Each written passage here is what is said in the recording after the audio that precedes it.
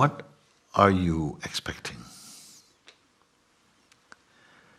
What are you expecting from me today in asking this question?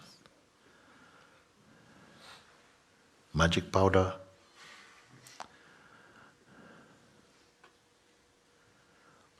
Are my words distant and abstract or merely mental? Can you feel? Can you see? Is it that you want that, yes, I see that I'm not this, but I want it to go away. I want to go away. Do I have to get rid of these flowers or this handkerchief for you to be free? Unless you say, this is really disturbing me, can you get rid of it? And then the one who is saying, this is disturbing me, can you get rid of it? This one will not be free. This one has to get rid of himself. Perhaps we expect something. We have an expectation that I should have a vision, or I should have, and it could happen. But whatever happened will pass also. The self, the pure self, did not happen. It just is. Everything that happens changes. Everything that appears in time and space and change. You are the weakness of them. Sometimes I have asked, are you merely an object in front of the lens of perception, or are you behind the lens of perception looking? Or are you both? Or are you both and beyond?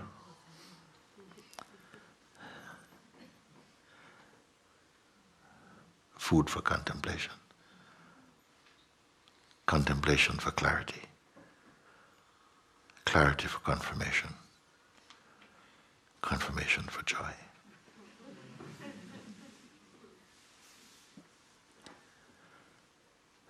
Could it be the difficulty that we experience is because you expect something to happen? Like, I'm still having this feeling. What you're not asking, you think you're asking for freedom, but maybe you just want freedom from this feeling. Because the mind is going, hey, you're stupid, you're not worthy, you're not worthy. Stop it. Can you bear the mind saying, suppose somebody came up in the street and say, excuse me, miss, excuse me. You say, yeah, sorry. Can I have your left kidney? Just one. What would your response? You don't know? You might be shocked. Oh, I need to think about that. What would you say? You say, you're crazy. Get out of here. I'll hit you with my slippers or whatever. Or you just be kind of, it will cost you. I don't know. What will you say? Or you might be just saying, that's really good. That's funny. George, come here. Tell him what you said to me. What is your reaction? Your mind is saying same thing.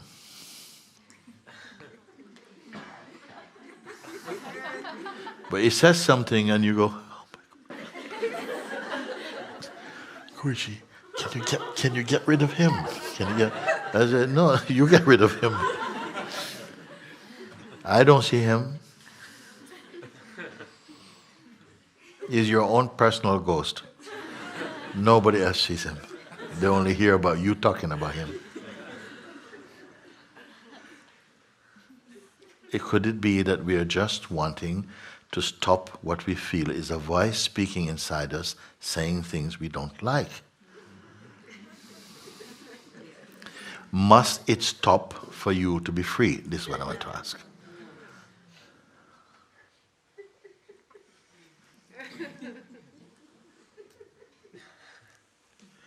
You are never going to be free. I'm never going to let go of you. I'm not going anywhere. If you go to heaven, I'm coming with you. No, no.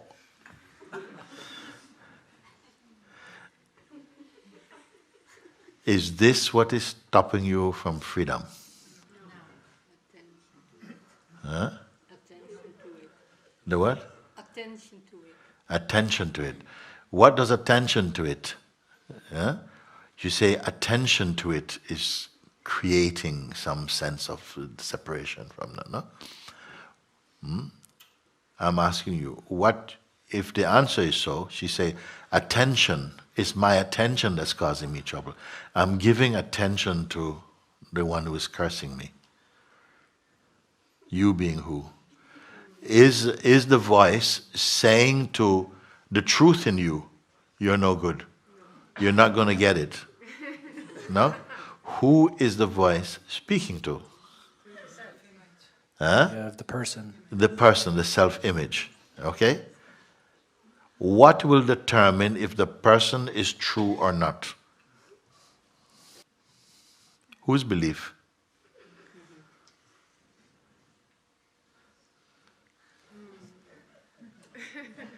Is belief a person?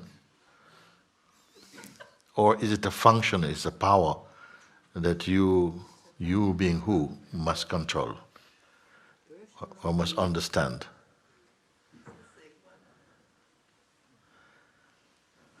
Are we getting somewhere? Yes.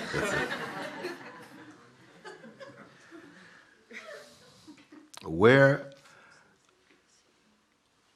is any conversation like this happening in this world?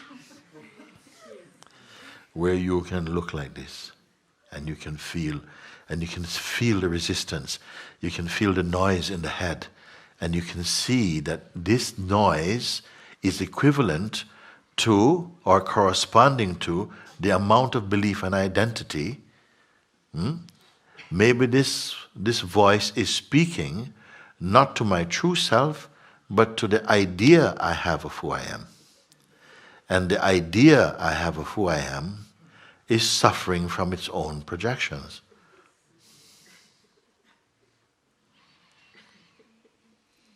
Is it enough that you understand this? Is it enough? Because sometimes we may feel, I kind of get that, but it doesn't stay.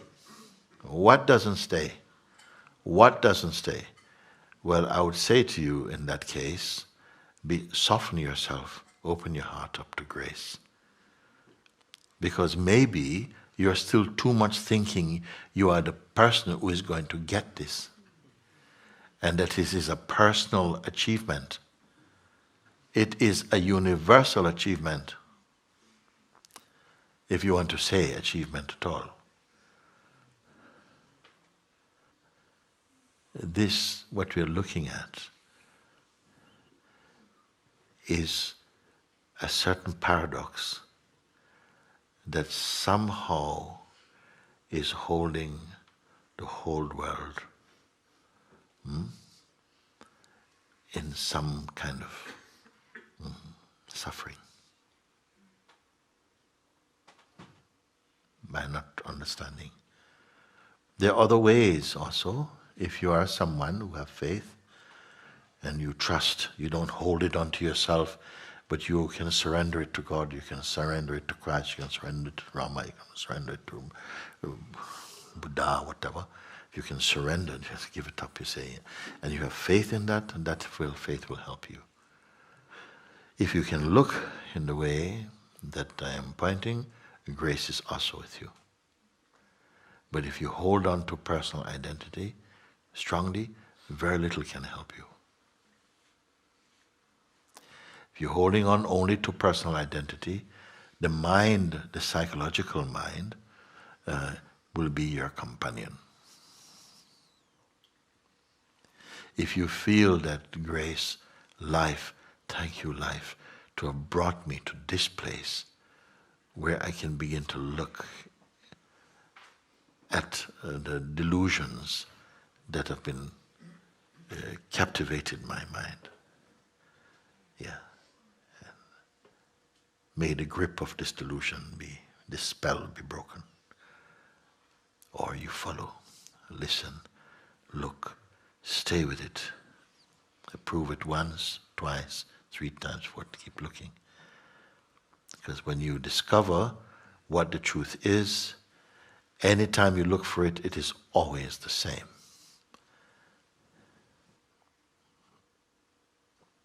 So it is a good question being asked today.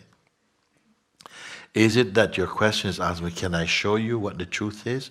Or can I get rid of the thing that makes you feel that you're separated from the truth?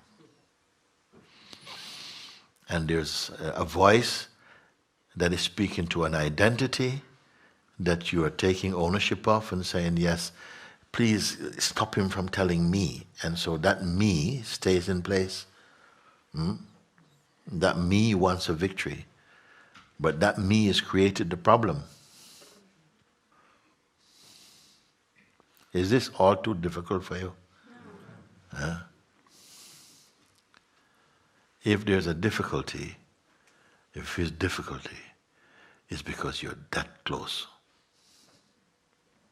It's too difficulties come in when some people come and do not experience any difficulty because they're just not interested, basically. They're like, what are you guys talking about? About freedom? Oh yeah, man. Yeah. And lead me to the drinks or whatever. So they're not interested. So that one don't stand a chance. As soon as it comes inside your heart and you begin to feel even a little blow kiss from God, you're going to feel, whoa. And then comes the resistance will come. And it will find whatever it is that will catch your attention to keep you fighting to sustain your personal position about something. You're primarily and essentially spirit.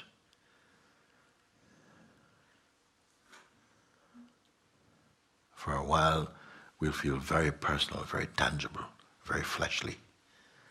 But the more the consciousness gets refined, that wisdom comes up inside, grace comes, this heavy garment of personhood begins to lift away. Then you can bear your own emptiness, your own silence. You can feel the immensity of being. Otherwise, where the false identity feels secure in its limitations. It gives you a sense of privacy. Loves being private.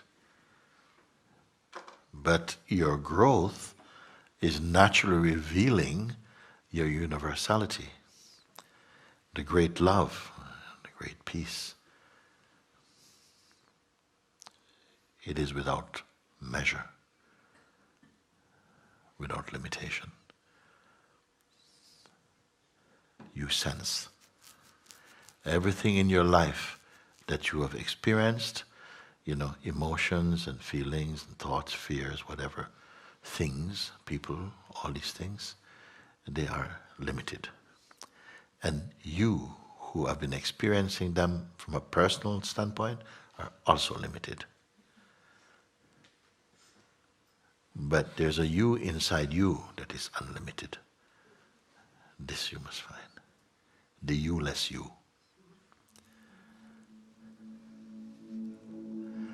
And where is it?